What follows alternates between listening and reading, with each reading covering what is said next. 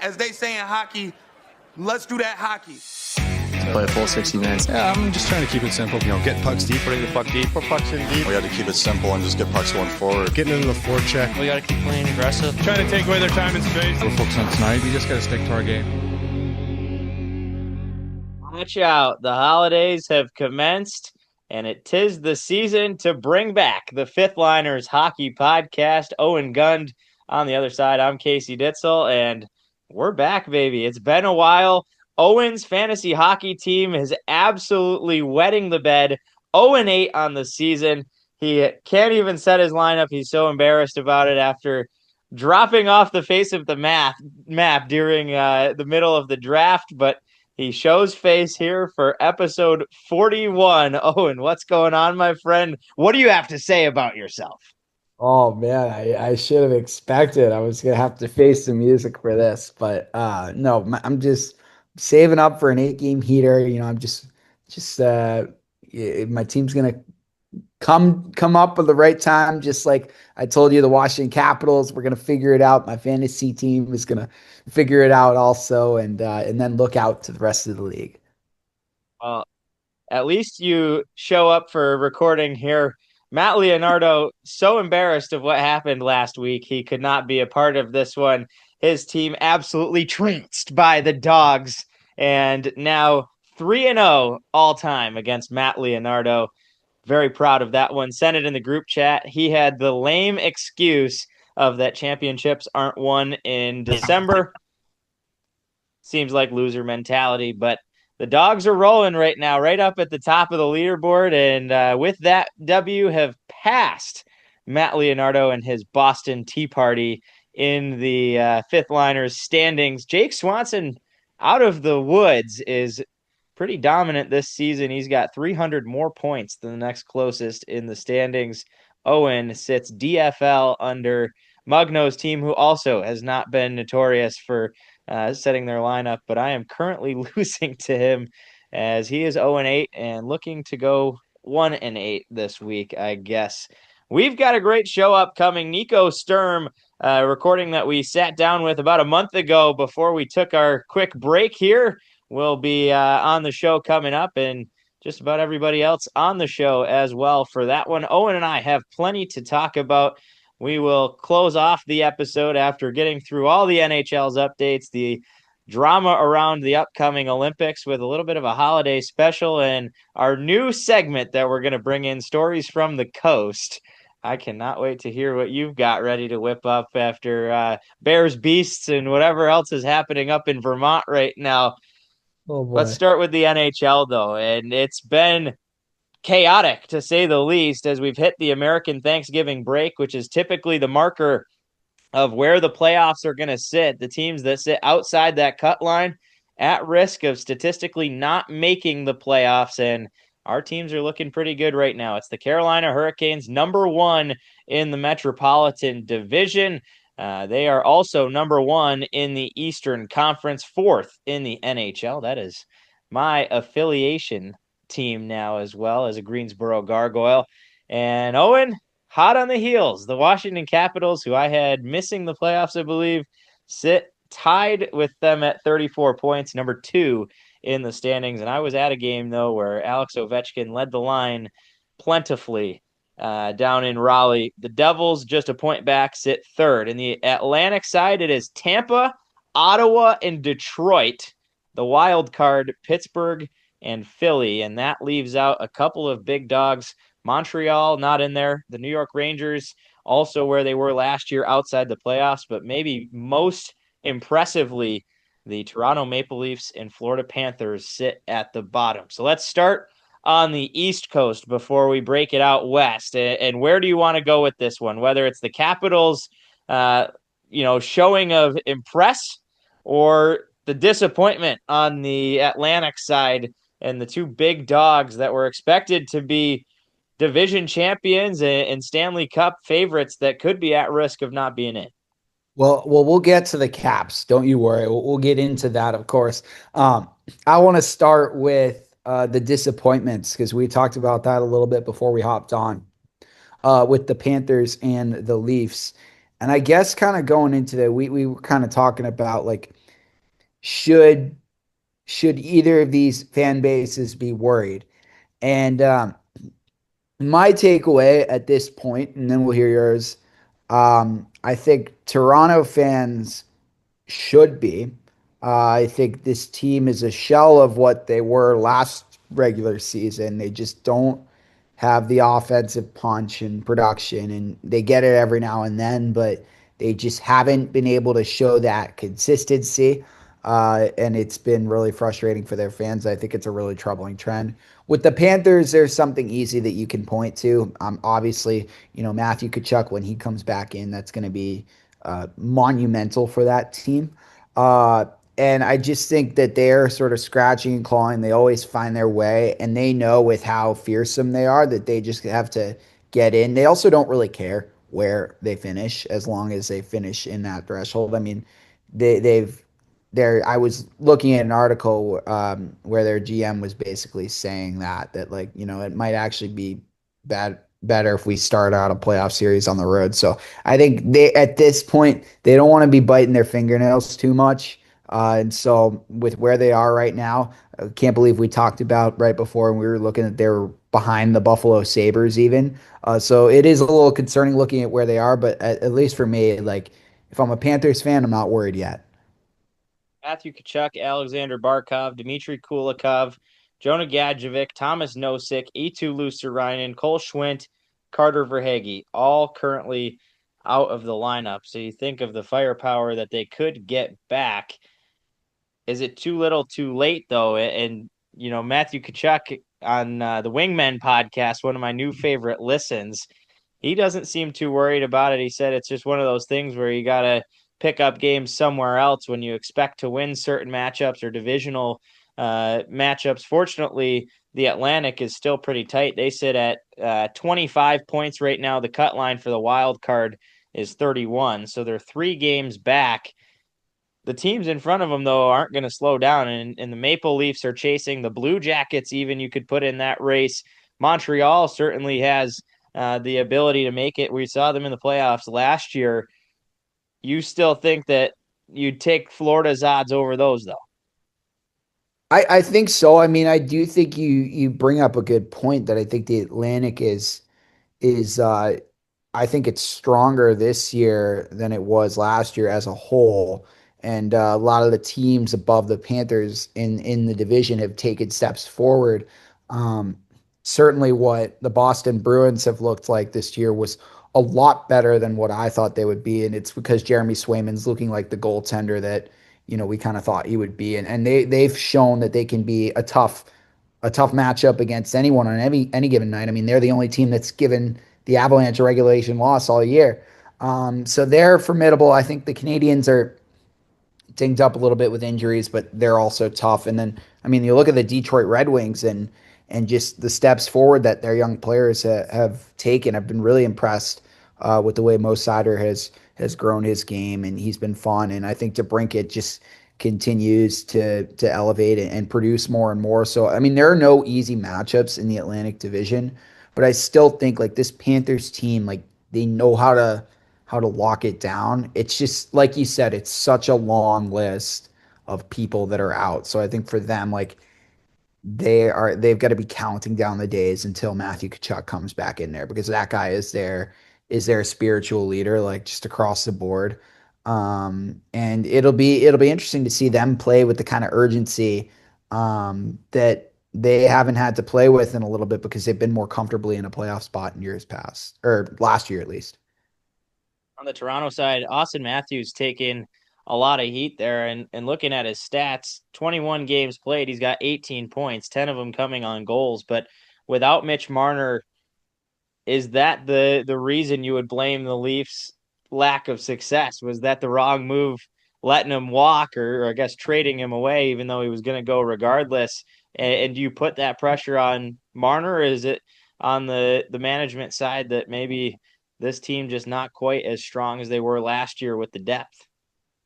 Well, I think they have a laundry list of problems and certainly Matthews isn't the only one. But yeah, I think like with Marner, like, yeah, they're missing him, obviously. Does it mean that it was it was the right move. Like I think it was it was time for both sides to move on. And Marner's still finding his way in Vegas. I do think that I mean that's a whole separate conversation, but I do think that he's going to figure it out there. He's too skilled not to. But I think just with the Leafs, it's everything. It's their production around their superstars, like, and it's just the consistency from their superstars. Like, William Nylander has like a highlight reel overtime winner one night, and then the next night he's a non-fat. Like it's just you go up and down their lineup, and there are problems. And I think goaltending also just hasn't been cutting it. And I just think that like we were saying, it comes down to the consistency. And it's funny, like listening to Spittin' Chicklets and hearing Biz rant and rave about the Leafs and how he said he's not going to start talking about them until they win 3 games in a row. Now I'm sure that might be a while. He's going to have much more downtime to go watch some more Greensboro Gargoyles games with the amount of time it's going to take before the Leafs win 3 in a row. Clip So I that think one. yeah. Yep. Yeah. So I think there is a laundry list of problems there. Nice little Gargoyles plug. The Atlantic is a logjam, and Ottawa sits as the number 2 team. They've got 30 points. So do the Red Wings at the 3rd spot, and the Boston Bruins, who are not in the playoff chase. The wild card with Pittsburgh and Philadelphia at 31 points, and the New York Islanders as well, tied at 30.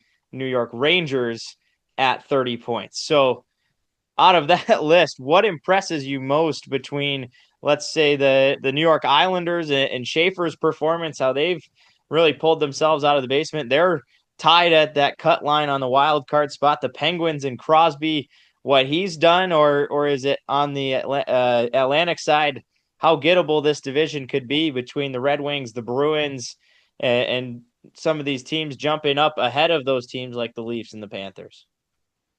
Well, the wild card is going to be really tight because there just have been, I mean, so many teams that have taken steps forward, and we were talking about that with the Atlantic, and we can kind of use this as a way opportunity to get into the Metro a little more because you mentioned that.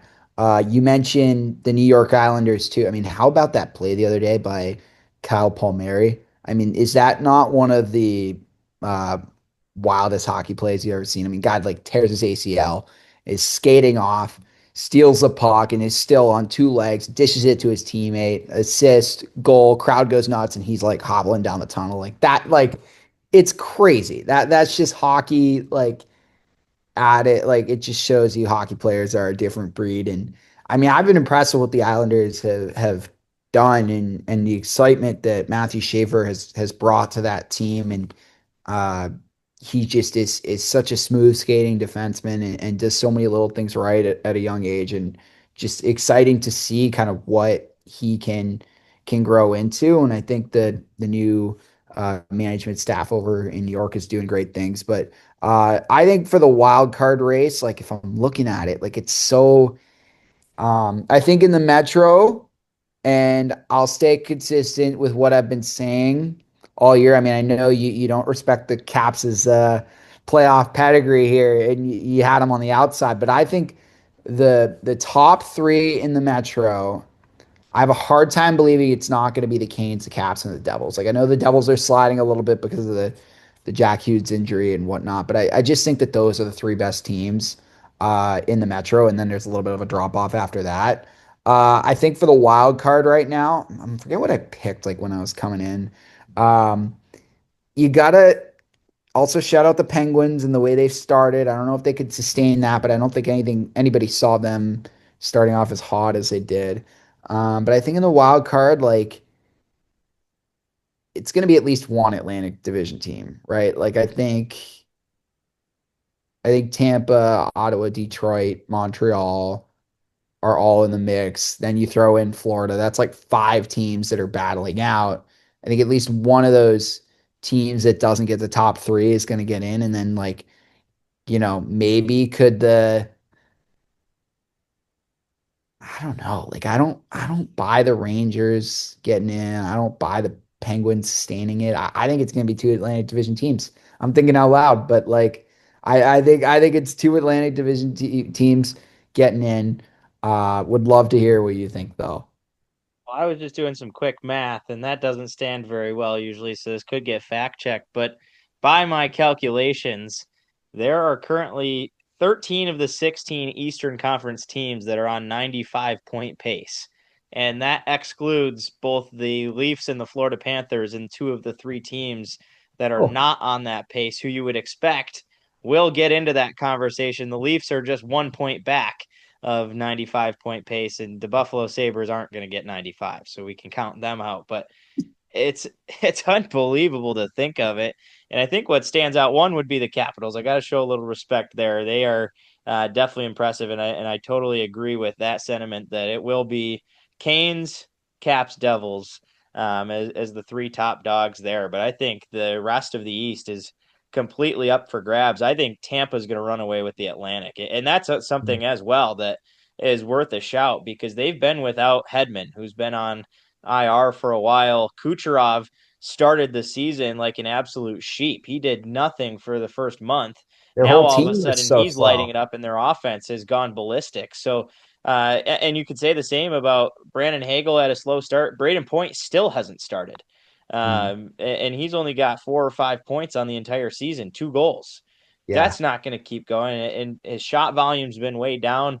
He's going to start slinging the puck at some point. You think with the Olympics coming up, maybe that'll be a motivator. I just went and grabbed him on the fantasy side to go, find that boost because he's going to come to life. As a guy who didn't pick any centers, and you and Mugno went on auto draft, wouldn't trade any of them to me. I offered up some pretty good wingers. Both of you sit at 0-8, so I'm the one laughing, licking my chops right now. But you gotta, I mean, be impressed by Tampa, and the rest of the way, man. I find it impossible to think that the Leafs and the Panthers aren't going to make some sort of a run. But then you look at the Leafs lineup, and the defensive core doesn't jump off the page. Like the 6D they're running right now, Riley and Ekman Larson as the top pair is suitable for an NHL roster. But then you've got McCabe and Stetcher, Benoit and Myers as the third pair. That's not a nor or President's Trophy team or President's Trophy defense. Like you think of how dominant the Panthers lineup was last year to win the cup. And for me, that excites me a ton because I think this is Carolina's year to win the cup. Like there's nothing standing in their way unless it's the Tampa Bay Lightning in the Eastern Conference Final, which I was there in 2021 or 22 when the Lightning swept them. Game 4, Vasilevsky posted a shutout, but that would be the only team I think remotely can stand in the way of a Canes team who sits at the top of the East without having any of their defense. They were missing 4 of their 6D for the first month. They're still missing Jacob Slavin, and I think that's really what impresses me the most. I'm interested to see if Ottawa can keep their run going. They've done this without Brady Tkachuk. He hasn't been Mhm. great since coming back, and a lot of that is probably sitting off 2 months after a wrist surgery, trying to get the feels back. But they were on a heater, 1-4 since he's come back. They're still number 2 in the Atlantic. I I am hoping the Sens can get in there, but I'm right with you. I think the 5 teams that get in, I'd be surprised if the Bruins stay there. The Sabres are gone for me, and then it's one of the teams between the Red Wings trying to make their first berth, the Canadians, the Leafs, and the Panthers. Pick your choice of who misses out Yeah. there. The Red Wings, one team that you wanted to talk about before we go over to the West as well, a team that's really surprised you on the power that they've had. Yeah, 100%. I just think like they have so much young talent that's really just taken a step forward. I think Mo Sider is really growing into a leader, and is just so like well-rounded with his game. He doesn't give you much. I mean, when you watch him like in person, especially, I think that's where you really notice like his just towering physical presence out there and how he's able to eat big minutes for that team. And I really think he's gonna grow into a top D man in this league. The one thing that's interesting though is everybody was like John Gibson, everybody was like interested in seeing how he would do in a new environment. But it actually looks like they've been leaning on Cam Talbot a little bit more in net. So if Detroit is gonna get in, I do think they're gonna have to get a little bit more consistent goaltending. I think the offense has been there, and they have some very talented defenders, like we just mentioned with Sider. But I think goaltending, though, they're going to need a little bit more from Gibson if they want to get over the hump. Well, a perfect transition of who won that trade as we head out west. The Anaheim Ducks are number one in the Pacific Division and in the Western Conference, right up at the top, number 4 overall in the conference. As we look at the wild card standings as they sit, the teams who are not in as of this Thanksgiving deadline, the Winnipeg Jets, the Edmonton Oilers, and the Utah Mammoth, I guess, were on that cut line. Vancouver, a team that was trying to turn around. The Nashville Predators, once again, a bottom feeder as well. And the top 3, the Colorado Avalanche are unbeatable, absolute wagon. Dallas and Minnesota are 2-3 there. The Ducks, number 1 in the Pacific. I don't think anybody could have seen that coming. Certainly not me, who had them finishing back towards the bottom again. And then Vegas and LA with your San Jose Sharks sitting as the wild card. Seattle and Chicago are tied for that second spot. Chicago, by the differential, is the third team, the first team out. But there's a potential we see a Western Conference playoff that has no Edmonton Oilers, no Winnipeg Jets, and includes all 3 of the Anaheim Ducks, San Jose Sharks, and Chicago Blackhawks. Let's start on the Anaheim side. And the trade that sent Gibson out seems to have done the trick, because all of a sudden Dostal has led the way in net. He's been good enough, although he's hurt right now. And the Ducks are absolutely ripping. Apparently the most fun team to watch in the NHL. And it's on the West Coast for most hockey fans who are already going to sleep and probably don't even know that the Ducks are in the playoff hunt at this point. Oh yeah, I was just looking at Dostal's numbers because I knew he was like a 2.18 or 2.81 goals against average and a 904 save percentage, 11 and 5 like he's been dialed in this year. And I think he's also looked at. I don't know how bad his injury is, but I imagine he's going to be a lead contender to be Team Czechia's goaltender in the Olympics too, with the way he's playing. I know one of my good buddies from college, Czech guy, he's fired up about this guy. He said that he's gonna lead them on a run in the Olympics. So we'll see. But they are, like you said, a really fun team. And I think it's a young offense. Cutter Gauthier has always been really fun to watch, but I feel like he's taken that extra step. It's really Leo Carlsson though. And I mean, you talk about this management making trades, just kind of taking big swings. I mean, it was a risky move to go and take him second overall over Fantilli. Not a lot of people thought that that was going to happen, although, it's obviously really early, but it's looking like that gamble could pay off with the way Carlson's playing. He's a bigger guy.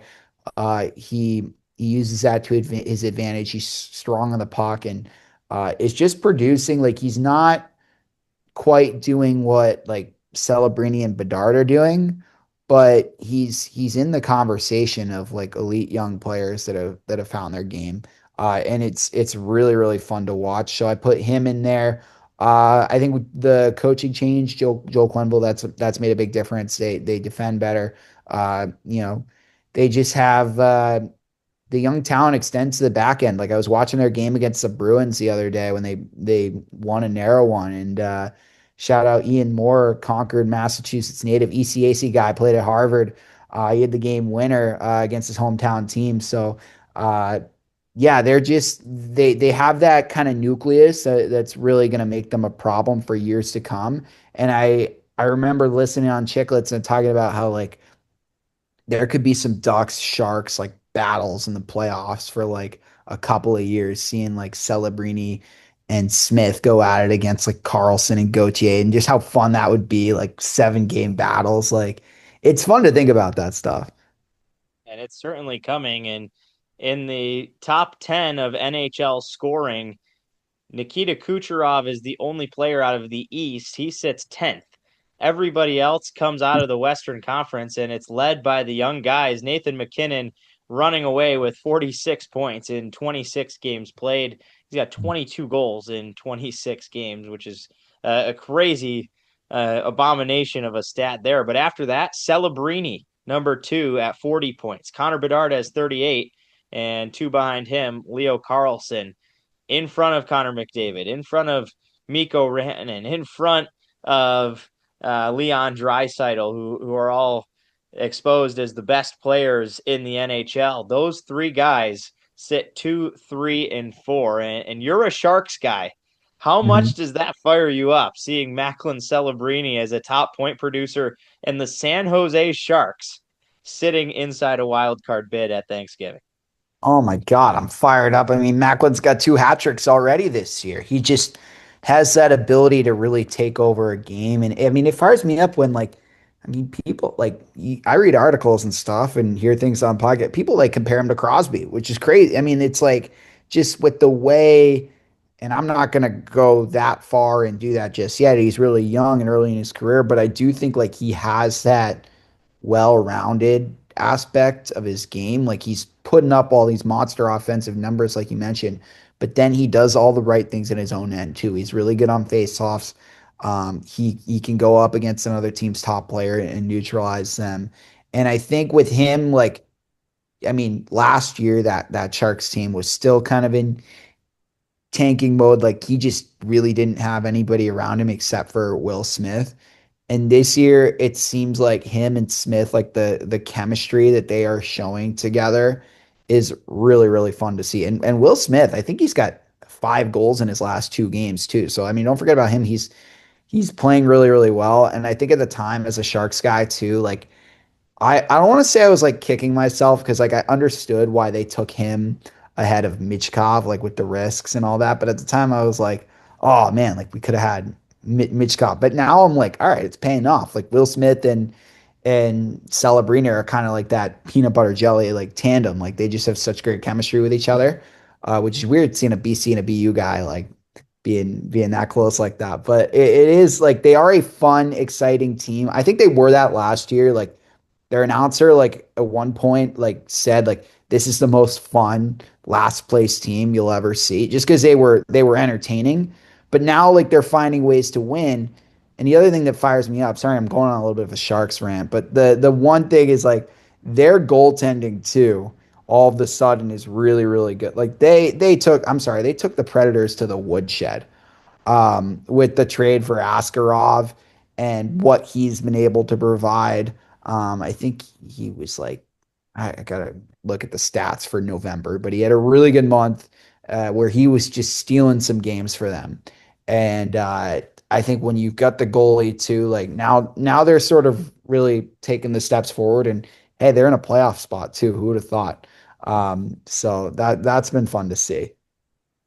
Utah Mammoth are a point back. Chicago on that cut line as well. But teams that are out, the Winnipeg Jets at 26 points, 2 points back, and the Edmonton Oilers at 27. Also not in the cut line. And Edmonton has been an absolute disaster so far. Pretty commonplace of how they start seasons. And does Knobloch lose his job as it took for Woodcroft to get fired for them to go on a heater and make the playoffs and make their charge? Are you seeing anything out of Edmonton or Winnipeg? I think I would be more prone to put Edmonton in, but their goaltending is still a massive question mark. They have not looked like the same team as they've been, and they are outside the mark right now. Winnipeg as well, faltering, and Hellebuck on the shelf for what could be 4 to 6 weeks as well. Yeah, it's weird seeing. I think the Oilers are. I don't want to say they're like turning the corner, but I do think the last couple of games, or I should say 2, because they got 8-pieced by the Stars last Tuesday. But the way they played against the Kraken, I saw a little bit of that game, and I watched some of the Wild game from last night, which was a 1-0 game. It was really weird. Where I think the Oilers have kind of tightened things up a little bit defensively. Allstat, the new Oh GOAT. yeah, he was. Yeah, and he's a guy that the Oilers were rumored to be interested in the offseason. It's like, man, well, you missed the boat on that one. That's not happening. Now all of a sudden Wallstedt and Gus the Bus are that's a hell of a tandem in mini. And I know Wallstedt actually had a monster game against the Canes early in the year that you and I were texting about. It was a big shootout win out in Minneapolis, but uh, yeah, I think with Edmonton, like the goaltending, like they got to go out and do something. I just think their options are kind of limited. But like they have to make a splash. Like they got McDavid for this year and then two more. They have to. I mean, he's doing that because he's expecting them to make a commitment to being a championship contending team year in and year out. And if that's making drastic moves to kind of really, really sabotage the future that much more than it are like the future after these next couple of years is looking bleak, but they got to do something. And I don't know, maybe it's Binnington, like we were talking about. Maybe they try to finagle something for him. Your options are limited though with what you can do in net for during the season. So maybe they're just kicking themselves for not doing anything in the offseason. With all the trouble Bennington's had, he had an absolute meltdown on the ice a couple nights ago. If you're the general manager on the Oilers side, it's already an intense locker room. There's already some tension there. Are you bringing Bennington into that? Is that the move you'd make in net, or do you still ride with Stuart Skinner? For me, that's been the hill I've been willing to die on. That Skinner's got you there 2 years in a row. He's obviously good enough to do it. I see the bigger problem being in front of the net, and the defense in front has just not been good enough. Nurse and Bouchard eating up 20 million. We knew going in was going to be an issue. If I'm going to deal anything, I'm trying to deal Bouchard and the $9.25 million on his contract than I would be trying to bring in more goaltending. Maybe that's something you can do, but he's on a full no trade clause. I find it hard to believe you'd be able to Yeah. finagle him into a trade to St. Louis, who is a teetering team currently towards the bottom of the Central. Yeah, I gotta look at Bouchard's numbers this year too. I mean, that's a guy who's got crazy offensive. Wow, I mean, he's 22 points in 27 games isn't bad. I mean, but again, like with you, like I get what you're trying to say. Like his offensive upside has always been there, but it's just maybe you know, what he does in his own end, it has to be a little bit better than what it's been. And I do agree that like although the goaltending just they when they've needed a save, like they haven't gotten it. It is more than the play in net. Like it's been the play of their defensemen. It's all factored into um, their struggles. But I think I don't know. I see what you're saying with the fact that like Skinner got them there, and maybe if he gets them there again, they don't have to play the Panthers. Like who knows? But I do think that it's something that they got to explore and see and yeah, maybe some hypothetical deal. We could just wax it up with Bouchard over to St. Louis and Binnington coming back. Wouldn't that be wild? But no, it's going to be interesting to see like what Edmonton does. I'm expecting them to be very active within the trade market over the coming weeks. Well, if they make that charge, there's a very realistic possibility that Anaheim drops 2 points. LA finishes two with Vegas ahead as the number one, and the Oilers work their way into the number three spot for another LA Kings versus Edmonton Oilers Oh. first round matchup. The Kings, a team that you saw in person and were thoroughly impressed with, especially the captain on his last ride. Yeah, I saw him in Montreal a couple weeks ago. Just really wanted to. It's a short drive from Burlington, Vermont. I really wanted to see Kopitar in person this season. Last opportunity I was going to get, and sat like in the lower bowl. It was the first time I'd kind of sat that close and seen like face offs and the little things. And Kopitar is just so like quick on draws and stuff. And I don't know the exact stat of how he is overall, but he's so good with details. He's so strong on the puck, and you can just see why he's so respected around the league. And it's been cool seeing like last night when the Kings played the Caps. Ovechkin keeps the whole team on the ice, and they all go and shake Kopitar's hands. I mean, he's a legend, and I was glad to see like in the Face Off Prime Video series, like they profiled Kopitar or and it was interesting learning too about his Slovenia background too, and like the fact that there's 7 hockey rinks in Slovenia, and he's able to make it out of there and become such an elite NHL player. But he was really fun to watch. And that Kings team all around, like they have some young, exciting talent. Like I do think Quentin Byfield's making a good step, and he was very noticeable in that game in Montreal. Um, Joel Edmondson was another guy. He had a nasty one-timer goal, so he was really good. He did that against the Habs too, former team, so that was cool. And yeah, Fialo was another guy that impressed me. A lot of offensive upside there, but they're just I would love to see this Kings team in a playoff matchup that doesn't involve the Oilers, because I feel like maybe they've been clenching their sticks a little bit, and they had that 2-0 series lead last year that they just kind of got away from them. But imagine like a Kings Ducks playoff series this year if we could really get ahead of ourselves, like just the freeway face off and everything that would bring. But the Kings I think they're going to be in the mix. They got criticized for maybe not doing enough during the offseason, but they are right there in the thick of things. And I think obviously the Central Division has a lot of firepower, and the Pacific Division isn't as strong right now. So the Kings have every opportunity to make some noise in the playoffs. As we sit right now, it is the Sharks in, the Seattle Kraken in, the Ducks leading the Pacific, the Blackhawks on the cut line, the Oilers and the Jets out. Now let's readjust our predictions. Who makes it? Who's out? All right, let me see what I had. I'm just pulling up what I had in my bracket like before the season. Let's see, because I had Edmonton. Like I thought they were gonna finish, and then Vegas and the Kings, and so I had Edmonton, Vegas, Kings, Canucks, Ducks, Flames, Kraken, Sharks. All right, well that was way off. I think.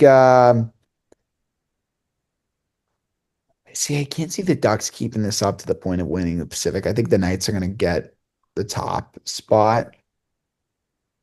I think, let me look at this again. I got Vegas at the top. I got LA finishing. I think it's going to be LA, Anaheim in that 2-3. I think both those teams have what it takes to get in. And then in the wild card, like these Pacific teams are taking steps forward, but I have a hard time believing that the Central isn't going to send 5 teams. And I think teams like Winnipeg has to get back in there. Like, yeah, I just think like when Hellebuck comes back, like there's too much talent on that team to miss altogether. So I think Colorado, Dallas, Minnesota's been so much better than I thought they were going to be. They're going to those 3 teams, the Avalanche, Stars, and Wild. Like I think they're in. I'd be shocked if any of them didn't make it. After that, like Winnipeg, and then I think I was so high on the Utah Mammoth before the season, and then they went on that run to start, and they've really, really cooled down as of late. I still think they've got some talent at the top of their lineup between Keller, Gunter, Schmaltz, all these guys. Like they're a team that you can't ignore. But yeah, I say Pacific Division is going to be, but then the Oilers got to figure it out, like they do. So I'm like, it's crazy that I'm like back and forth between like the Oilers and like the Utah Mammoth to get one of those last playoff spots. I do think the Jets will figure it out. But like the Oilers are just so you don't know what team's going to show up. I'm curious. Do you think the Edmonton Oilers are going to figure it out? I've got them in. I think Yeah. I'm going to do the opposite. I think the Oilers are in, and I don't think that the Jets figure it out. And I've been very low on the Jets, including last year. I think I took the Jets to miss the playoffs last year when they went on that legendary run and President's Trophy candidates. Your last year's Capitals for you, because this year I you said did candidates that. was the word I used. Candidates. And I was low on him then. I gave him a little bit more respect. I think I put him in a wild card this year, but I don't see them getting in. I'm gonna say Edmonton turns it around. I just don't think Connor McDavid has any possible will to see his team not make the playoffs with. I think it's gonna get ugly in that locker room Mhm. and something magical has to happen there. But I think the Ducks fall off. I think Vegas is a clear cut one there. I'm gonna take it. I'm gonna say the Oilers have to have a 10, 12, 15 game heater where they win 8 of 10, 12 of 15, and that's going to rifle them right into the number 2, 3. So it's going to be Vegas, LA, Edmonton. I'll give the Mhm. Ducks the wild card, and that's where it really Oh. intrigues me because I'd love to see Utah. That's been the team I've been kind of riding with since they came into the league, and I was a big Mammoth pumper last fall. And I was watching all the games. It's fun to watch. High offense. I don't know if their goaltending's good enough is the Oh, problem. it's awful. Yeah. And I like to think with you that Askarov's going to be able to get him over the hump there. I No way. I won't say it because I I feel think I'm going to like do it. I think I've got Ducks Sharks as the wild card matchup in the Western Conference, and I think the oh, those wild two or being the one and two of the wild the one card. and two wild cards. Oh, Yeah, okay. Yeah. Ducks one. It's Sharks or Mammoth for me. I think Chicago cools off big time. I think they're going to be down towards the lottery, but Wow. I'm gonna do it. I'm gonna give some snaps to you and Wow. Maddie. There you go. That I would would I be, There's no bigger Sharks hater going into the season than me, oh my and God. I gotta give respect where respect's due. So that's we'll No. see. I think I've been the worst at predictions on the show, so Yeah, so not sure what that's a that great means, but it's a it's great uh sign. it's worthy, and they're worthy opponents. Well, Oh, before we have Nico Sturm, who will be an Olympian upcoming here in 2026, we've got some concerns about the Olympics. And as of this week, the construction on the new Olympic Center is not complete and not intended to be complete until at least mid-January. They're shooting for January 11th as of right now. That is well less than a month before competition kicks off. The women's tournament will start February 5th, and that puts them too late to hold any test tournaments on the ice. There is no plan B, is what the Olympic Committee has said, and obviously, real concerns coming from the NHL committee. They also just came out and said that whatever happened on the architectural side, the ice is not the right size. I don't know how you even hold an Olympic event on a sheet that is not Olympic regulation. I don't know Get how it that the heck out happened. of Milan. Oh God. If I'm anywhere near this committee, you cannot hold that event there because it will be forever tainted.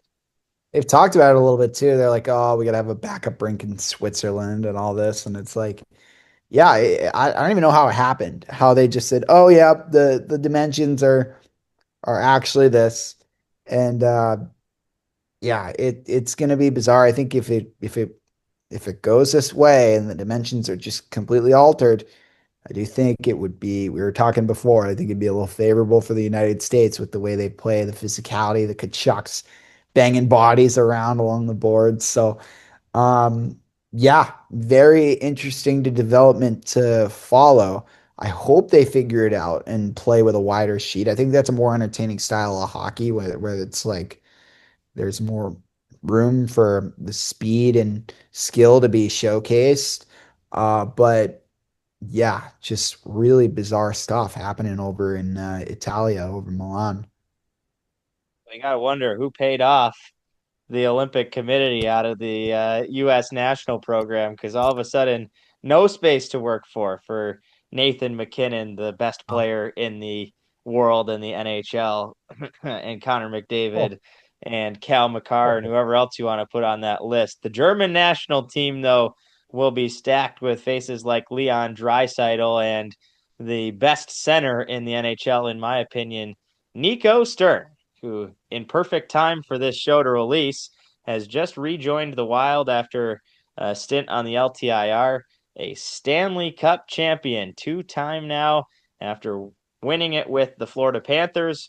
He talked with us about the transition in free agency, signing with the Minnesota Wild, and looking back on that cup run, as well as looking forward to what's coming 2026, a major career milestone, as he will check Olympian off of the bucket list and join Team Germany with a couple of Clarkson University guys. Lucas Kalbla right now projected to be top 6 defenseman on the German side. One I got my name on for sure. But here on the Fifth Liners Pod, time to send it over to Nico Sturm. When we come back, a little bit of holiday talk and our new segment, Stories from the Coast. Stick with us on the Fifth Liners Hockey Podcast.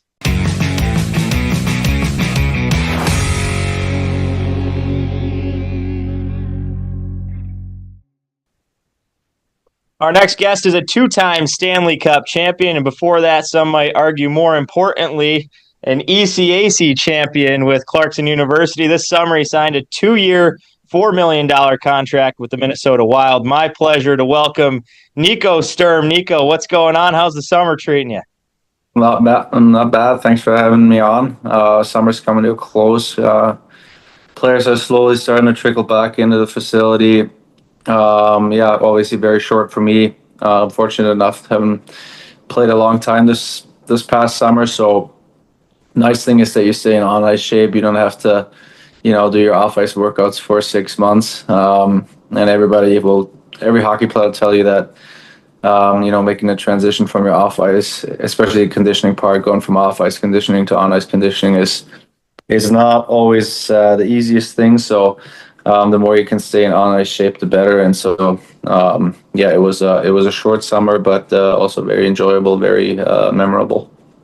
Well, there's going to be a lot of hockey coming up this year and another busy season coming, but a whirlwind last year. Walk me through the past couple of months. Free agency looming. You get traded for the second time in your career from San Jose to Florida, and pretty similar to the first time, you win the Cup. And then after enjoying that for a little bit, quickly have to go straight into that free agency period. And now you return to Minnesota where you started your career. What was the last couple of months like for you? Yeah, definitely very, very busy. I think from the time, you get traded. I knew I was going to get traded pretty much all season long. I always had open discussions with Greersy and the management there. And they knew that teams were knocking on the door and they were able to get a return. And at the same time, I was at a point where I wanted to play in playoffs again and be able to compete in meaningful games. And they wanted to give me that chance. So it was a great relationship in San Jose, very open. So I knew the trade was coming. And obviously, there's always a little bit of, anticipation and anxiety when it comes to trade, because it's not just your life. You have your family, your fiance, and you get uprooted and you live in a hotel for a little while. You got to look for a new place, and you're not really home. It feels like you're living in a hotel for a couple of months on end, and that's not the most comfortable thing in the world. So it's an uncomfortable situation that you got to get ready for. And then obviously you go through, you settle in, you go through the rest of the regular season and playoffs, and playoffs go on. And then after you're done there, we had to move out in Florida. We had to go back to San Jose. We still had our apartment there, move out there, and, shipped all our stuff to Minnesota, where we actually already had a house for the last 2 years. I spent pretty much every off season here in Minnesota, my whole pro career, and my lady's obviously from here, and so we bought this place here about 2 years ago. So we're excited that we actually get to use it now and live in it. And then I was also home for about 4 weeks. Went to Greece for a really short vacation with 2 of my buddies, and then it was pretty much back to work, reset, and on to the next big season with, like you mentioned it before, lots of hockey coming up. You mentioned some of the off-ice adjustment period around being traded at the deadline, right? This isn't your first rodeo being traded at the deadline. From an on-ice perspective, talk to me a little bit about what that's like, meshing with new line mates and adjusting to the new coaching style that you might see at different organizations. Yeah, I think the first couple of games are, pretty tough. I think in terms of the social aspect, like people in the league are so attuned now they know how the business works. It's not like, oh, there's a new guy coming in and then it takes you 3 months to get used to the new group and your new guys. It's just, you always have call-ups, injuries. There's constantly a kind of a revolving door in the NHL of 3, 4, 5, 6 guys coming in and out of your team any given night. Injuries, you name it. And so guys are really good about embracing new teammates and, taking them out to dinners on the road and talking to you when you're in the weight room and in the sauna, showers, you name it. Like, you just shoot the shit with the guys. And usually, at this point of your career, somebody in a new organization, and that always eases the transition. And then on the ice, systems are different from team to team.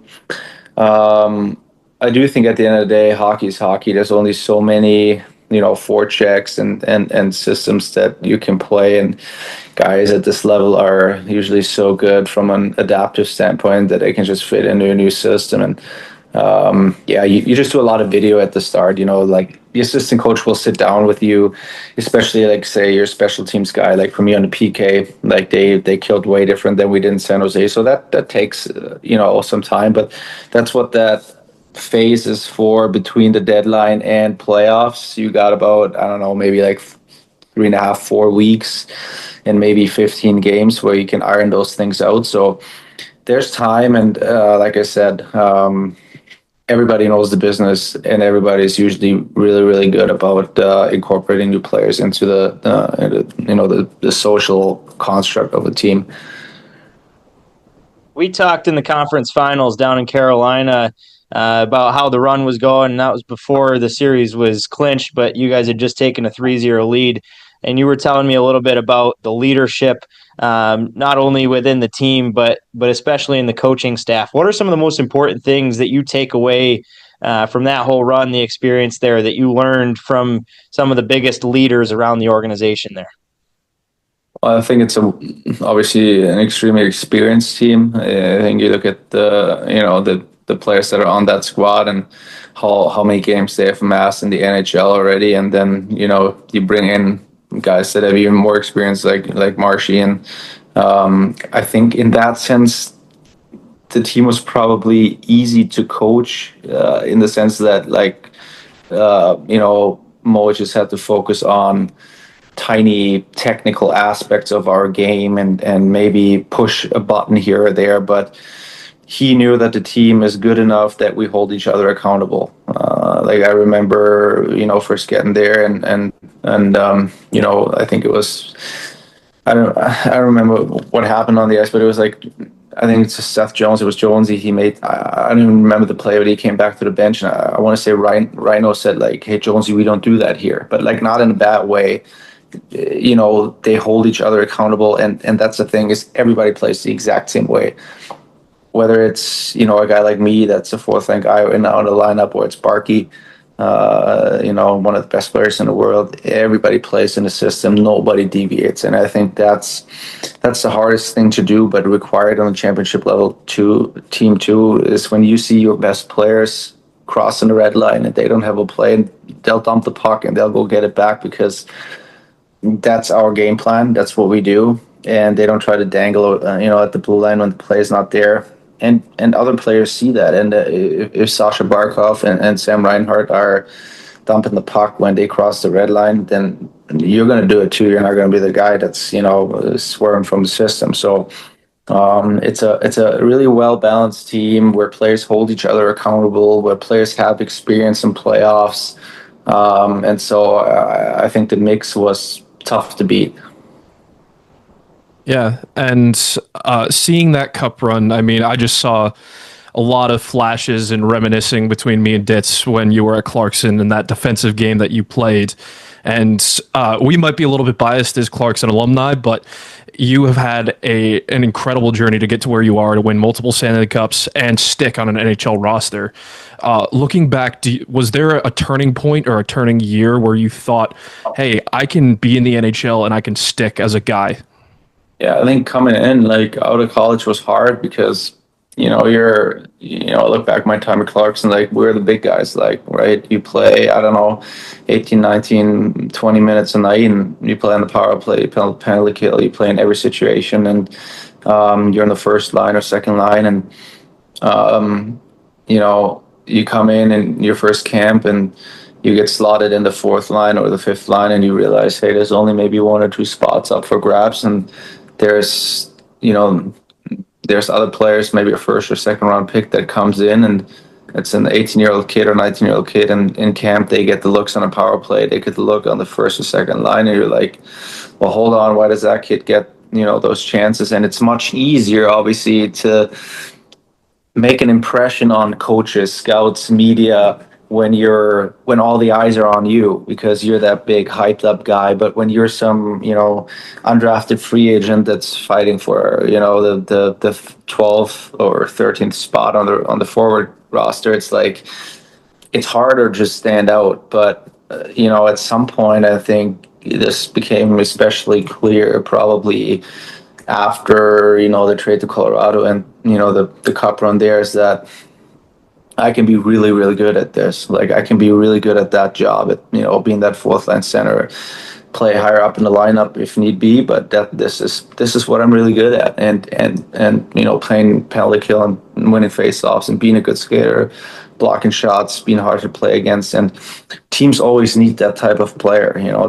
Teams do not only need a power play guy, top six forwards and scorers. Every trade deadline, they're looking for these complementary pieces that round up a roster. And I think I got just more comfortable, and it does entail putting a little bit of your pride away, because you're not going to be that guy that's on the score sheet a lot, and you're not going to score a lot of goals and have a lot of assists, and not going to be in a ton of highlight clips. But I thought that in order for me to have a sustained NHL career, this is what I'm probably going to have to be doing in order, to be able to achieve that. And I think as soon as I started embracing that and not try to be that other player that was probably for me unrealistic to become, I started having success. I started having more and more success. And I think especially after the Colorado trade, where that showed me that, hey, this is an organization that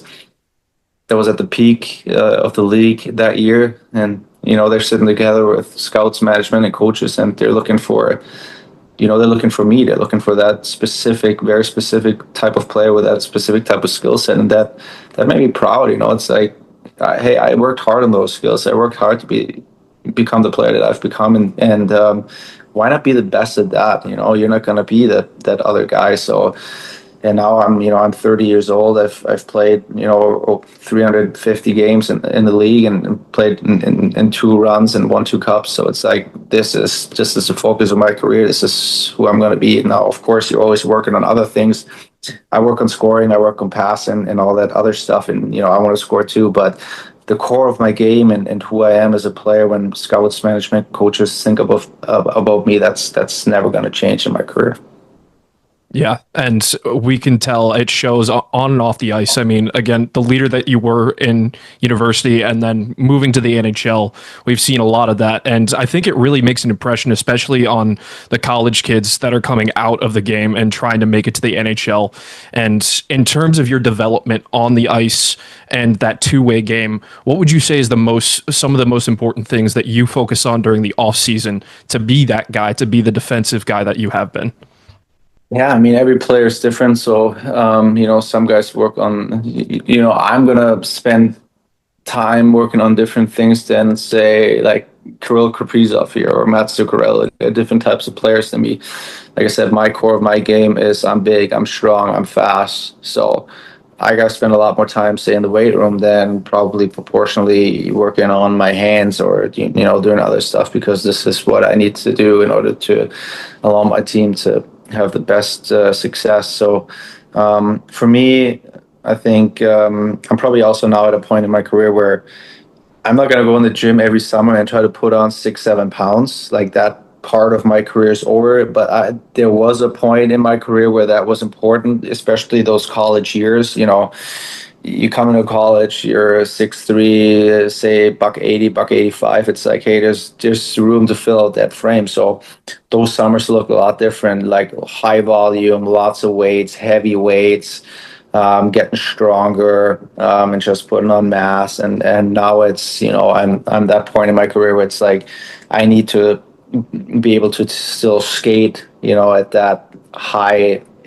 level. So skating is a big focus. That means, you know, strong lower body, strong core, spend a lot of time in the weight room there, staying fast. You know, I'm not, like I said, I'm not trying to put on 4 or 5 pounds every summer. Now it's like I'm 6'3", 210. Like, this is my level where I'm playing at. This is where I'm trying to stay at, and I'm trying to maintain that strength for the rest of my career.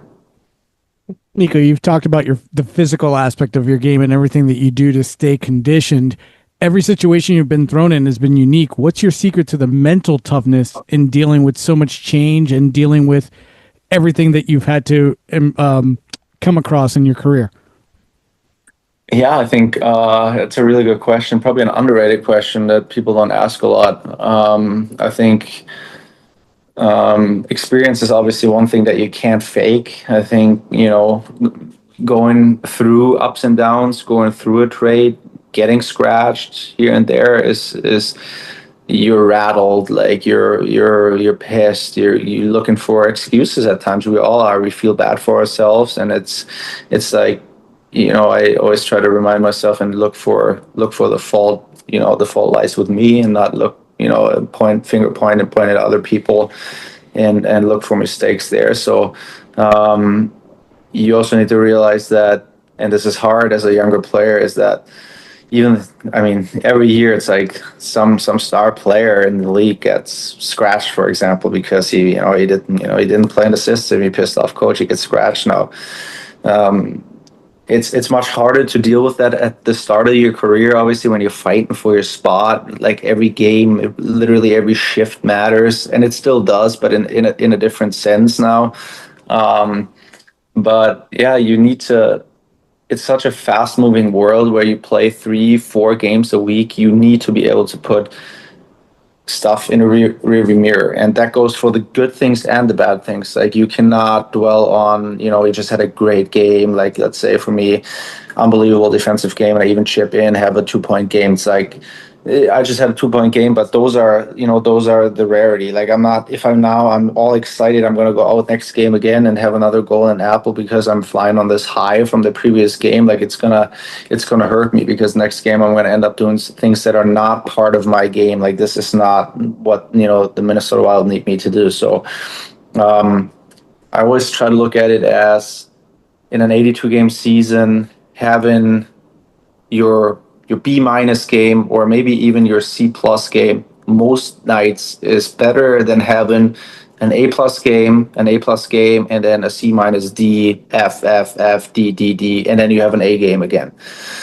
Like, that's where, you know, consistency, where scouts, I think, coaches struggle with players sometimes, is because they think they're unreliable. They're hot when they're hot, and then you want to use them a lot and you want to throw them out there, but then they drop off and they fall off this cliff. So for me, it's about trying to bring that, you know, like I said, that B- game, that C+ game most nights, and you're not going to feel great every game. That's just the reality. 8-month season, 82 games, you're going to feel unbelievable for 20 games. You're going to feel like absolute crap in 20 other games, and then you have your baseline games for the other 40. So those games where you really, really feel like shit, like your legs are heavy, it's like your puck seems to be bouncing, you need to just find a way to not hurt the team in those nights. And sometimes this is you know, another thing is to, from a mental aspect, to realize, hey, I'm having this kind of night right now.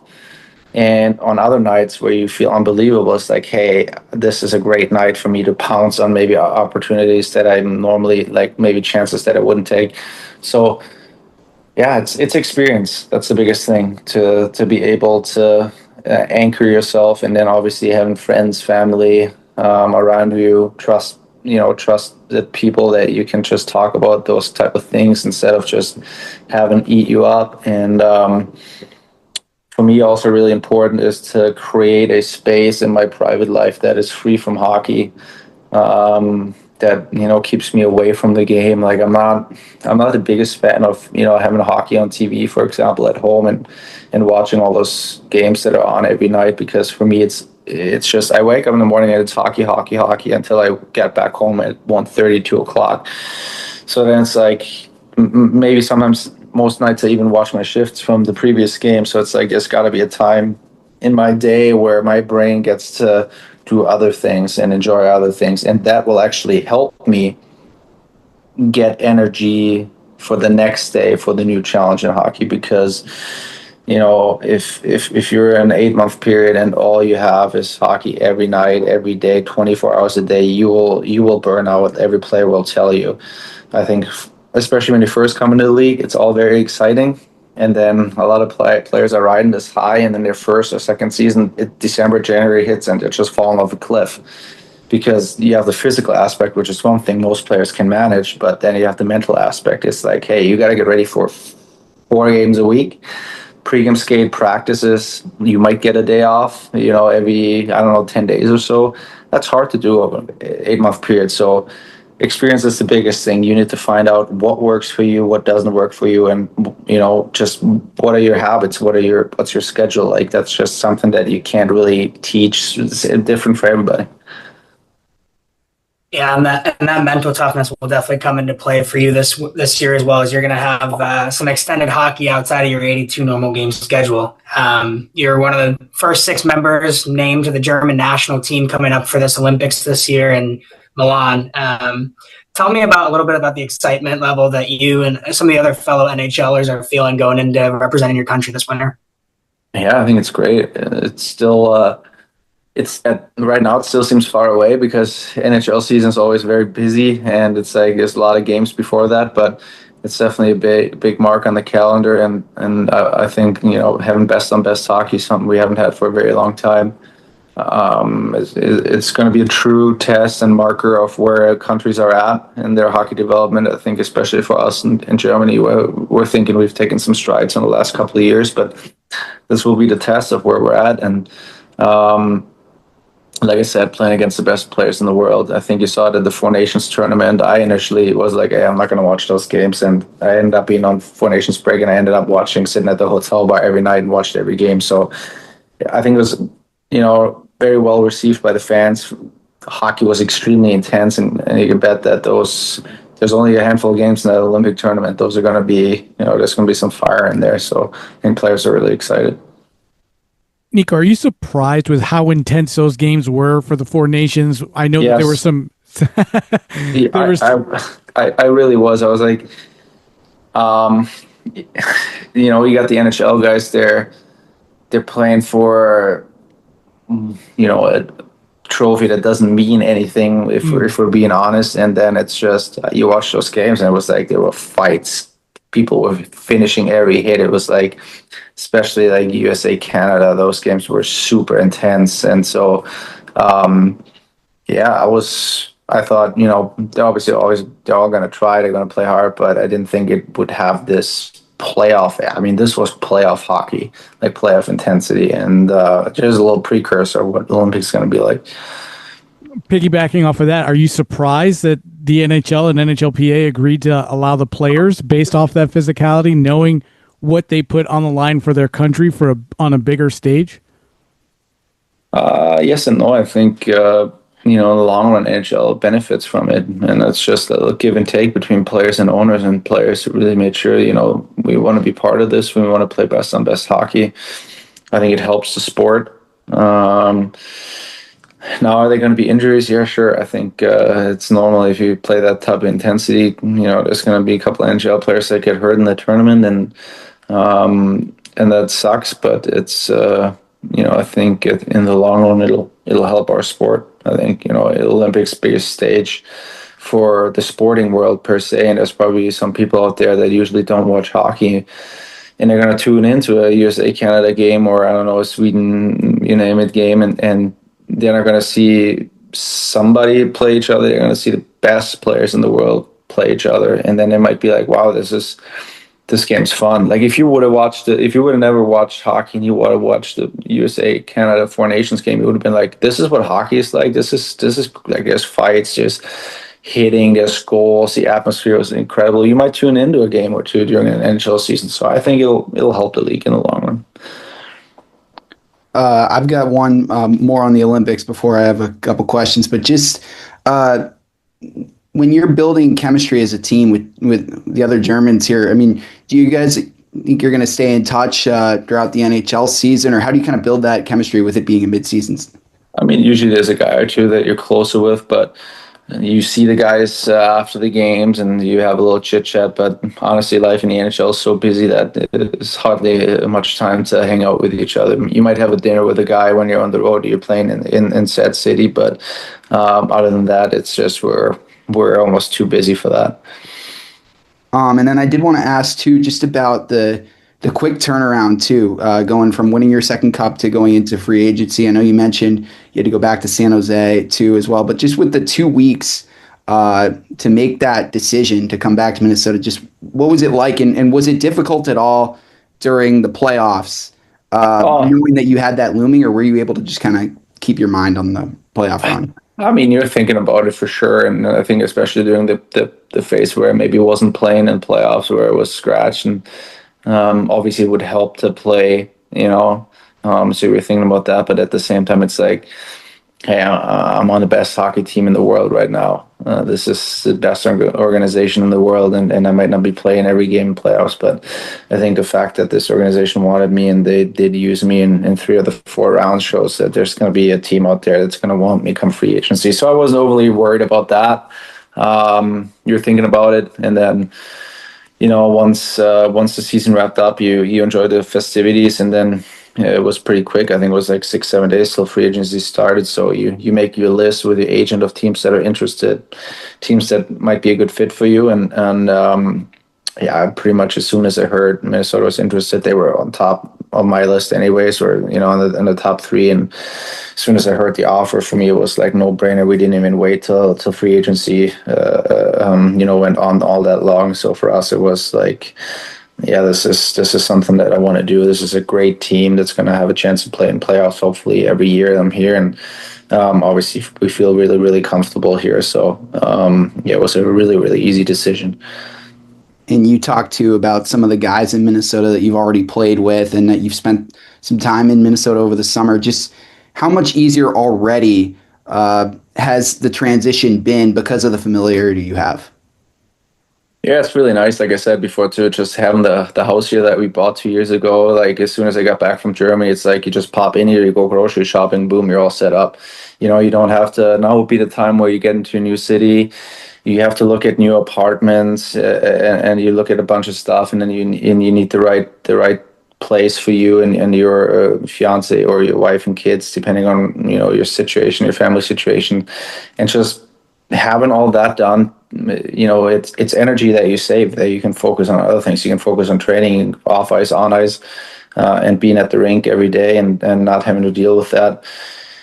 And knowing most of the staff, knowing a big bunch of the players that were still here when I was here, 3-4 years ago, it just makes it easier. It was like, I was gone for a little bit, but I just popped right back in there, and it's really nice. It's really it's a feeling of comfort, and it just makes your daily work much easier. Only college hockey worked the same way. We'd love to have you back there as well, but I got November 8th marked on the calendar. Looking forward to driving down the road, seeing you when you guys are down in Raleigh, and the season just around the corner, just about to get started. We're looking forward to watching you suit back up here. Really appreciate you taking the time with us, Nico. Absolutely. Thank you again for having me on.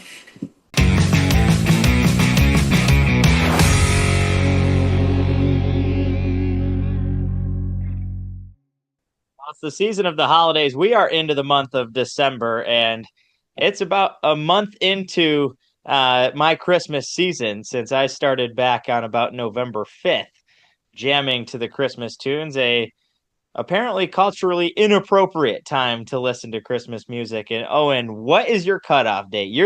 You're a firm believer that there is one specific time to open up the holiday season, and it is not November 5th, as I did.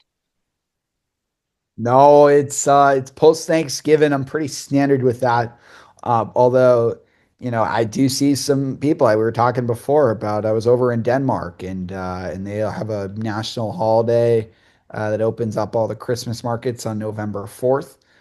So I have been witness to a packed bar with people dancing on the table to Mariah Carey, "All I Want for Christmas Is You" on November 4th. So I know that around the world they like to do things differently. But for me, I think after Thanksgiving's when I really get going into the spirit. But I've been blasting tunes, not quite like you, in the car, kind of preparing your rankings early. I kind of figured this out on the fly. Although I think I have some pretty fire rankings for when we get to that segment. I was a nice guy. I didn't put you on the spot with this one, and you've soiled the giveaway of our Oh, big test right here. It is the holiday season top 5 Christmas music artist rankings. We're going to go 5-1. Mine are a little bit unhinged, I've decided, and I came up with this on my way home from work today as I was going and listening to the Christmas Bangers by Ditzel on Spotify playlist, and I realized that I am not a traditionalist when it comes to country music, but I think when we're old chaps about 20 years down the line from now, this ranking could hold still as some classic Christmas bangers. But we're gonna go 5-1. We're gonna give them away one at a time, starting at 5, leading up to our number 1, and it better be a unanimous number 1. I think we're gonna be there. But my okay. number 5, again, starting off the charts, unhinged, Kelly Clarkson is That's my mine too. number 5 top Christmas artist, led by Christmas hit "Underneath the Tree" that is going to Mhm. be an absolute staple. It's in so many movies too. I literally was thinking about it right before, and yeah, you hear the "Underneath the Tree" for Kelly Clarkson like all over, and yeah, I have a pop star in my number 4 too. So kind of stuck with that theme, but I literally, yeah, I had her right there. She's got a lot of good stuff. You got her at number 4. No, I've got her at 5. I've got somebody. Oh, I've you got got, another. so we're unanimous at the number 5. All Yes, right. we are. We are. Yep. Well, I also have a pop star at number 4, but I want to hear who yours is first. Okay. So I gotta go Taylor Swift. Her version of Christmas. Last Christmas slaps. Yes. Oh, Yes. No, it's really good. That is my number 4. I think there are a bunch of versions of Last Christmas, but that is the best one. Her version. So I gotta put her in at number 4. now I'm going more in list of just artists who have in general Christmas albums or Cool. cycles. Mine is Justin Bieber at number 4, and probably Mistletoe would lead the charge as his number 1. But he's got a pretty good list with the Little Drummer Boy and Fa La La and that whole Christmas album. Justin Bieber hits it in at number 4. Now I think I'm gonna take what I'm guessing is gonna be your number 1 or 2 here at number 3. Michael Bublé, number He's one 3 or for two. me. He's one or two. Yeah, she's in there. I got Mariah Carey. What? At number, Whoa. she's well, I got to get her in there. Now we Yeah, have you got beef. to really. We have some serious, and I've already given away Oh, why we have beef, oh, I and know that I why. guess spanks the rest of our ranking system here. But now I need to hear who your 2 and 1 are that you're going to try to No, top the greatest Christmas artist of all time. The top 3 songs ever created in Christmas history are all Mariah Carey hits. Santa yeah, Claus is coming to town. Baby, please come home. All I Want for Christmas Is You. All Mariah no. Carey. All the top 3 greatest And hits I'm ever like created. thinking about it too. I like I was thinking about this really fast and like I didn't even get Bruce Springsteen in there and I wanted to because so I might have to adjust my rankings overall, but like yeah, It's like Mariah me on would trivia be, night here. oh man, I gotta take, I mean, I might do a little bump back and do like Kelly Clarkson, like Underneath the Tree is good, but I can't take out, I don't value like depth of songs as much as you do. Like if they got one really good song that I like that's enough for me to like put them in there. So I think Taylor might be 5 instead of Kelly. Like I might go Mariah number 4 now that I'm thinking about it.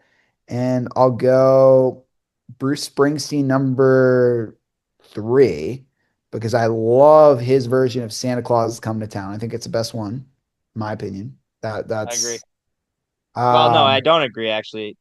I agree. It's a great song. I just told you who has the best version. It's Mariah Mariah. Carey. Okay. All right. So yeah, so it's Taylor, Mariah, Bruce, and then You put on the Mariah Carey at 4? You just dropped her down farther? I did.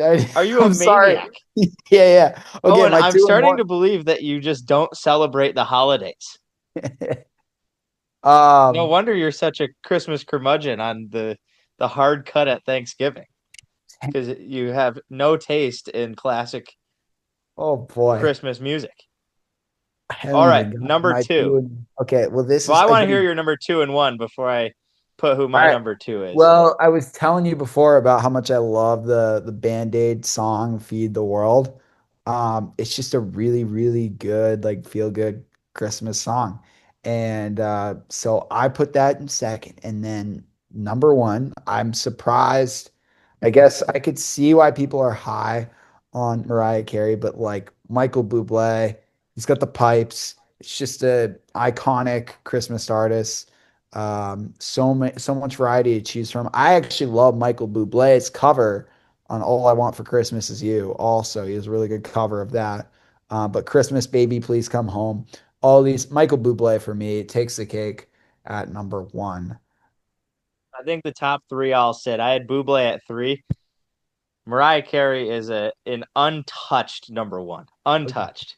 I would say depth of songs, Michael Bublé's got the win there, and he's got the golden pipes for sure. Ariana Grande is number Oh, 2. that's a good one. Santa Tell Yep. Me slaps. Santa Tell Me and Last Christmas, I think, are 2 Ooh. songs that 25 years from now are going to be just unstoppable hits on the radio station. That'll be our Bruce Springsteen looking back on Ariana Grande's Santa Tell Me. Santa Tell Me There is we a really go. good The one. holiday season. Owen Gund, uncultured. Time now for our new segment. It is Stories of the Coast. You spent 2 years there. I'm a rookie right now and slowly learning. I'll let you kick this one off because Okay. I know the story that's coming, and this is an absolute classic.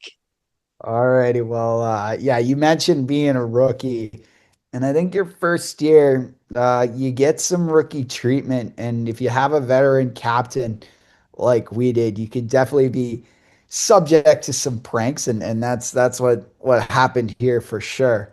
Uh, we had a road trip to Savannah. It was a couple months into the season, but I was going on the road with the team. I didn't travel with them for every game and was going first trip. We were playing there 2 nights in a row. So we were staying in a hotel and I was rooming with our equipment guy, but so we get to the hotel and we're staying in this Aloft hotel in downtown Savannah. Now, I I'm not sure how like orchestrated this prank was, but I think it conveniently like worked out for he wanted to mess with me, our captain did.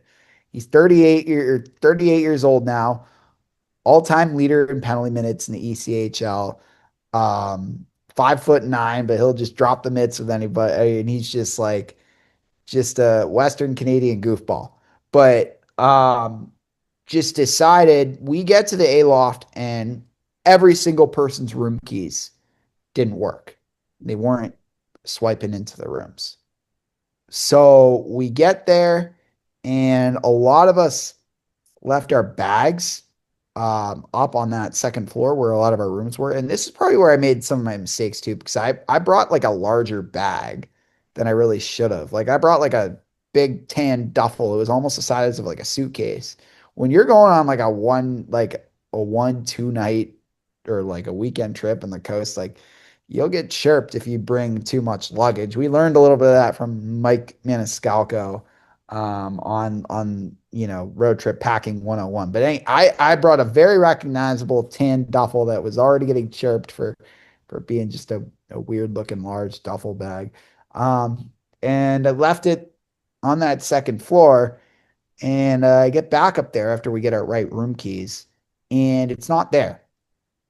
And little did I know that you could probably kind of see where this is going, but our captain had texted his team group chat of players, and it was like, "I'm gonna mess with Gundy." I took his bag, and I get up there and I'm like trying not to freak out, and I walk downstairs and I look and I'm like, "Shoot, did I leave it in the lobby?" Like this is my first road trip, and I'm already like missing my bag, and like I'm like, oh, like shoot, like I gotta call a game tomorrow, and this is like the only thing of clothes I have, and like what am I gonna do?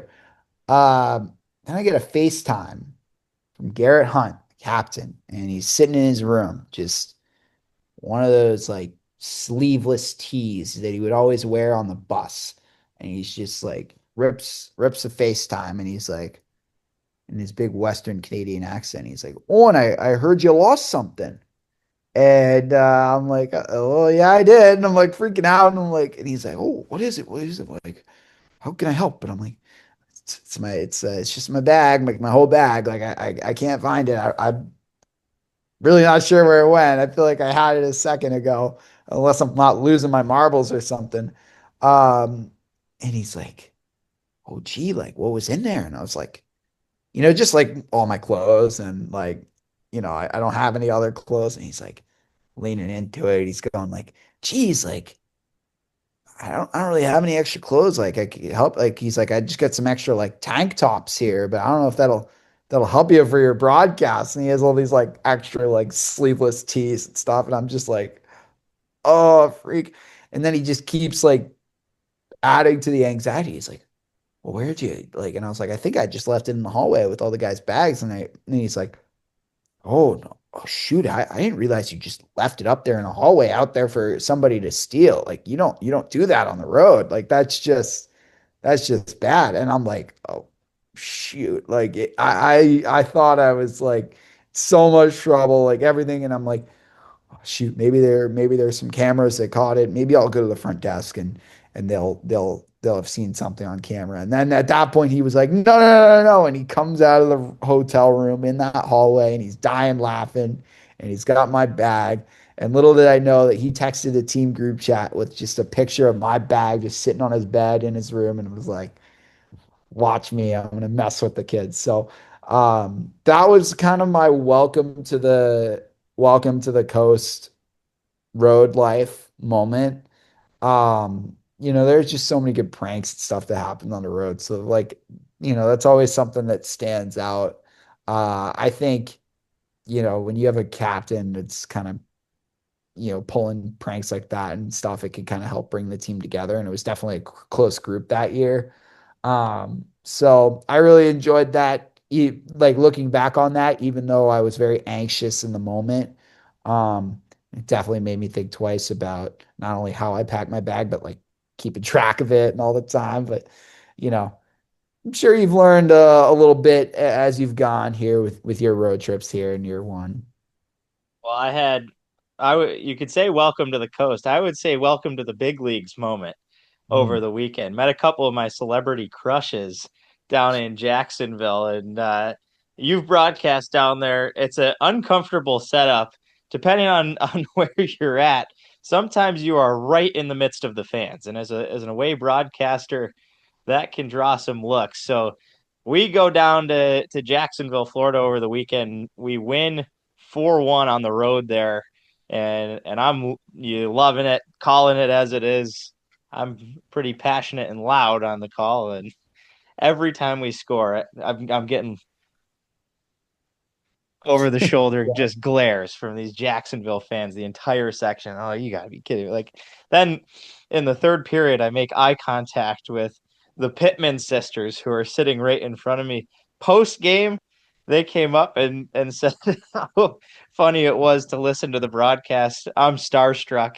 Told my girlfriend it was basically the equivalent of if she would go meet Josh Allen. So that was my welcome to the big leagues moment early this week. But my story of the coast is, I guess, also a welcome, eye-opening welcome moment, and things that you don't expect that you would have to do when accepting a broadcast job in the East Coast Hockey League.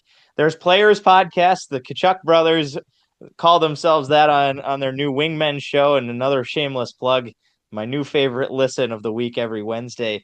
We're a broadcasters podcast here, and here's a little bit of wisdom on what you can expect in the 10-day stretch that will expand from back to Black Friday a few days ago and up to this coming Sunday. 10 days, I will have covered 3,474 miles between 1, 2, 3, 4, 5, 6 cities, 7 cities, 3,474 miles. And the reason for this is that I am the Chief Director of Immigration with the Greensboro Gargoyles. And fortunately, he didn't pick up on this, but when head coach Scott Burr interviewed me, he asked me if I had ever done immigration. And this is amidst some political tension in the United States. I laughed at the question, and he was dead serious. I have taken over the immigration. You got to do some work on I-129s and P1s and whatever other USCIS government forms have to be done to bring Canadians down. We had a player get traded to our side, and to reset the change of employer, they have to tag up in Canada or go to the border. So the best way to do that was fly us direct from Raleigh, North Carolina to Ogdensburg, New York. So if meeting the Pittman sisters wasn't good enough, I got to fly up 20 miles from Clarkson University and go spend the night in Potsdam, New York. And we were in South Carolina on Friday for Black Friday, Jacksonville Saturday, got back, bus trip overnight, arrived at 7:15 a.m., went over to Raleigh for the Canes game Sunday night, fly to Ogdensburg Tuesday, back to Raleigh Wednesday, hop on the bus Thursday, 8 hours. Actually, not a bus tomorrow because the other side of being the broadcaster is the box truck. It's a box truck trip this weekend. We're box trucking it up to Wheeling, West Virginia for a 3-3 coming on back home. So the travel schedule is one of the greatest parts of it. Fortunately, being a rookie, although some of our staff are grizzled and don't like sitting on the bus or having to sleep on the bus floor as I did over the weekend, I am absolutely loving it. Box truck. So who's in the box truck when you're ripping? Me and the equipment manager, my roommate, who's probably listening 2 walls over to the pre-released recording of this episode here. He's got the insider scoop on the fifth liners. Oh, there you go. Well, you guys are the ultimate like fifth liners on the Gargoyles, just keeping the engine going. I'm glad they don't have you behind the wheel on that truck though. That might be an experience. Bright and early and ship it up. Gas station food on the way. I think there's 8 Buc-ee's. Actually, there's a chance we'll have an Owen Gun sighting in the booth when we go to Adirondack. Oh. We are driving the box truck 14 hours up to Adirondack for that trip because Southwest changing their baggage policy. It is a real damper on the lifestyle of the guys who get the bags there, because instead of free baggage, now the free baggage comes in the form of the box truck. Man, that was always my favorite thing though, because in college, if I was getting assigned to the box truck, that meant I got to go. So box truck, not a problem. Throw on some great tunes. Maybe it's Mariah Carey's Christmas album this weekend. Shoot. How long is the trip to Wheeling? I believe like 8 hours, 7 or 8. It's probably quicker in the box truck, so probably closer to 7 for us. Yeah, add in a couple stops, maybe it'll end up being 8. But Oh yeah. Not too bad. It's nothing compared to the Clarkson University box truck trip that me and Jake Facey took from Potsdam to Nashville, 21 hours. And then on the way home, getting stuck in one of the biggest snowstorms of the decade and having to pull off at 3 a.m. in the middle of the woods in Pennsylvania and try to find a place to go stay. We knocked down the door of a motel, and this guy opens the door, cracks the thing, and we had to sit in his motel lobby trying to call the owner to get a room at 3 a.m. to sleep out the storm. Man. All kinds of things that happen when on the road. We'll have more of that coming. Our new segment, Stories of the Coast, with Owen and Casey here. Owen, what's going on this week? A big return for you as you head back to we're hot right now. Both of us. Oh yeah. Touches from the alma mater. Yep. There you go. Yeah, no, we got heading back to Boston University this weekend. Got the UVM BU 2-game set Friday, Saturday. So that'll be fun. I mean, not only to get back to campus and be in Boston again, great barn to call a game, but to be in Boston means to be in a city where there's a lot of good Italian food and there's a lot of good chicken parms. And I'm still on my wave. I should say I have to keep it positive when I'm talking about places that we're going for team dinners because school's funding the parms on that too. So I gotta be mindful. But the place we're going Thursday night is a place on Hanover Street in the North End where it's pretty much all Italian restaurants down the whole road. So I've got a chicken parm locked in for Thursday. I got a chicken parm sub ordered up post game for Saturday. And I'll probably have a chicken parm sandwich with my buddies on Saturday during the day too. So we're locked into average between Thursday, Friday, Saturday, my 3 days down in Boston. We're locked into average at least a parm per day. But I feel like I'll work another one in or something. I got some heat actually on our last episode because I opened it by plugging this amazing chicken parm in Burlington, Vermont. That's like one of the top 5 parms I've ever had. And I guess I must have gone on such a tangent that I forgot to name drop the place. Or maybe I name dropped it at the very end, but I was describing the parm in detail. But my apologies to Pascolo's in Burlington. I love this place and I just want to plug it and scream it from the rooftops. So Pascolo's, you're getting the recognition you deserve right here, right now. But we're on a parm kick. I know you have your big hot dog spiel too. I gotta check in on how that's going.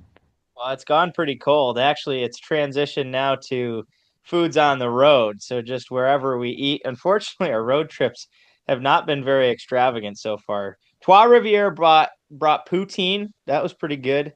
I had my first ever pad thai. And then let's see, we were on the road in Worcester, got a couple nice Italian sit downs there, had a pizza, a little wood-fired pizza. Acai bowl, my new favorite food, actually. So sorry to the chili cheese dog. Acai. Wow. I also learned acai is not a style, it is a fruit. Oh, it's like a superfruit. It's really healthy for you too. Yeah, didn't know that. Acai bowl is blended acai. That's why it's always purple, because acai is a purple berry. You have your first acai bowl in So Worcester? I'm a big acai fan nowadays. But then when we went down to SoCo, it was just bus food. Yeah. Same in Jacksonville. Didn't really find anything too extravagant on the one day we were down there. So we'll see what Wheeling, West Virginia has to offer coming up this week. There. I've been told actually Adirondack is probably the next big chili cheese dog fiesta on the list. I think chili cheese dog more of a summer routine. I think that's not an in season. But if I'm on the road and I see a chili cheese dog on the menu, I will have to woof. There is one more spot in Greensboro I gotta go. I'm up to 29 chili cheese dogs eaten and 17 locations visited. Then I was thinking about doing the math, and health wise, I figured that 29 chili cheese dogs in 2 months is probably not the wisest decision for the future. So we're cooling it down a little bit, but we are still rocking on Ditz Devours on the Instagram side, trying to chase down the best road food in the ECHL. That Jason Binkley, our assistant coach, he said it's marked on the calendar. There is a chili cheese dog place in up in Adirondack that he says is a must have. So we will be stopping there. Maybe What's with it a little called? guest on Sunday. Name drop. What's the place here? I don't know. It's a mystery. Oh, he's a surprise. Yeah. Wow. He's bringing me there. Also, he says Waffle House is a must have. I've never had Waffle House. Still haven't since I moved down there, but I think that's going to be the next home game we have, because usually we're getting out pretty late from the office. 24/7 food. I might have to make a Waffle House stop. Oh yeah. So counter there as we close this one off. How many chicken parms have been eaten, and who is the top dog right now? The top chili cheese dog in North Carolina is at Tobacco Road. Probably not somewhere that everybody can get to. So Fat Dogs in Greensboro. You got to ask for the queso or the nacho cheese on the top, but that's the top dog is Fat Dogs. How about the Parm Fiesta? All right, so I'm thinking I've had a parm. We're playing in 8 total states this year, and I've had a parm in every single one. Georgie's let you down too. Oh yeah, I did, and I could speak more freely here on this podcast just because I got to be careful. That was a UVM funded meal, but what I will say though is like I think it's tough because when we went there, like they had to, it was a packed in there and they had to get parms out to everybody, and that's just what everybody got, chicken parm. So it just felt like a chicken parm that was cooked really quickly, and the chicken just wasn't as thoroughly cooked as it probably otherwise would have been, and the sauce was solid. And I'll give them the benefit of the doubt thinking about the time, and there was a lot going on in there. It was, I mean, I still ate the whole thing. That's been the case for all the parms I've had. Like I like people, they told me after this Sergi's review, they're like, you're being super harsh. And you're like, the amount of people that told me, they're like, oh, and you've never complained about chicken parm. And I'm like, that's because it's my electric chair meal. Like it's my best, like I'm going to eat the whole thing. Like there's a high probability that I'm going to eat it all just because it's such a good dish. But I have to like start getting a little critical because all these people are like, yeah, oh, and I've never heard you complain about chicken parm. So Sergi's, I think the chicken could have been maybe crispier and could have stepped up the sauce a little bit more. I like a little more savory sauce. It was maybe a little sweeter than I would have liked, but it was good. And if I were to go back, like I would definitely get that pizza roll because you're not the first person to really pump that. That was where the mistake was made. Yep, that's where it was. It was a bulk order of parms when we went there. But you ask about the best one. I mean, I'll give Pascolo's another plug. I think the best parm in the New England states because we haven't played a game in Massachusetts yet. So Pascolo's in Burlington, best parm in the areas that I've gone to, including so it's right here at home. But there was a place in Portsmouth, New Hampshire where we stayed because we were playing at UNH and we always stay or the team always stays in Portsmouth around the water. It was really good. It was called Rosa.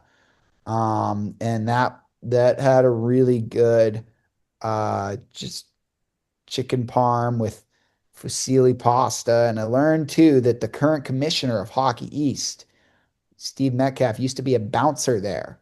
So I think I gave it again because I was on my tear of maybe critiquing harshly. And I think with this one, I maybe critiqued the sauce a little bit, but I gave it like a 7.8. And now I'm wishing I pumped it up a little more. I didn't realize the Hockey East commish was a bouncer there, but it was good. It was good vibes. And I'm excited because I think the parm in Boston is going to be top notch. And then go down to Yukon later in the year. And then we'll go to Providence too for one. So I got to get one there because the Providence Bruins became the Providence Fighting Parms for a night. They did a whole rebrand where they changed their logo and their jerseys. Apparently there are a lot of good chicken parms in Providence, Rhode Island. So that's one that I have looking forward to. But there's a lot going on. The Parm reviews are going to continue. Would also like to shout out, just on the topic of food, like for any listeners, if you're driving up I-95 through the state of Maine, maybe you're on your way to Canada, maybe you're going to Acadia National Park, whatever it may be. If you're up going through Maine and you're going through the Bangor area, you need to move heaven and earth to go to Dysart's Truck Stop Diner. And I'll tell you why too. Like, I posted this on my Instagram story, and we haven't really talked in depth about this, but there were these blueberry pancakes that I had there with a blueberry sauce on the side. There's a lot of blueberry going on, but they are like to die for, like top breakfast I've had. Like, and I went over there. I actually snuck over there. It turned the weekend around for our team. I just went over there. You know, the team wasn't too happy because they just gotten 7-pieced by Maine the night before. Maine's a really good team, but coaches are dialing in, the players getting ready for second night of the back-to-back, dialing it in. I'm like, all right, I need the mojo to get better. So I, walk over to this Truck Stop Diner not too far from the hotel and order up some blueberry pancakes and blueberry sauce, and then bang, 7-0 loss the first night, 2-1 win the second night. Big upset for your Catamounts against the top 10 team in UMaine.